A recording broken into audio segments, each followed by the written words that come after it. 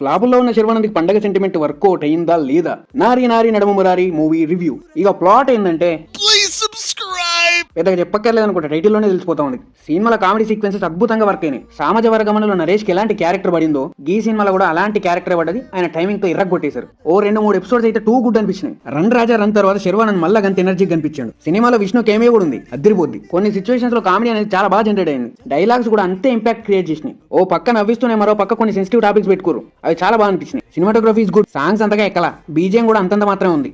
Audience నవ్వించడమే దృష్టిలో పెట్టుకుని ఈ సినిమా రాసుకురు. చాలా వరకు దాంట్లో సక్సీడ్ అయ్యారు. సామాజ వర్గం ఉన్న తర్వాత కామెడీ చేయడంలో రామపరాజ్ మళ్ళీ మ్యాజిక్ చేసిండు. స్టోరీ రొటీన్ గా ఉండడం, నెక్స్ట్ టైం జరిగిపోద్దో మనకు తెలిసిపోవడం వల్ల చూసే ఇంట్రెస్ట్ దొబ్బుద్ది. చాలా సీన్స్ టూ ప్రెడిక్టబుల్ గా ఉంటాయి. కొన్ని సీన్స్ అయితే అలా డ్రాగ్ చేస్తూ పోతారు. ఇక్కడ కూడా మనకు క్యూరియాసిటీ బిల్డ్ అవ్వదు. ఏదో జెమినీ కామెడీలో కామెడీ సీన్లు చూస్తున్నట్టుంటది. సినిమా రొటీన్ గా ఉండడం వల్ల మనకు చాలా సీన్స్ బోర్ అనిపిస్తాయి, లాగ్ అనిపిస్తాయి. సినిమాలో కామెడీ ఎలివేట్ చేసింది తప్ప ఎగ్జిక్యూషన్ లో ఎన్నో లోపాలు ఉన్నాయి. కామెడీ మీద చేసిన కాన్సన్ట్రేషన్ కొంచెం కథ మీద చేస్తుంటే ఇంకెక్కువ వర్క్ అయ్యేది. కానీ అక్కడే ఈ సినిమా దెబ్బ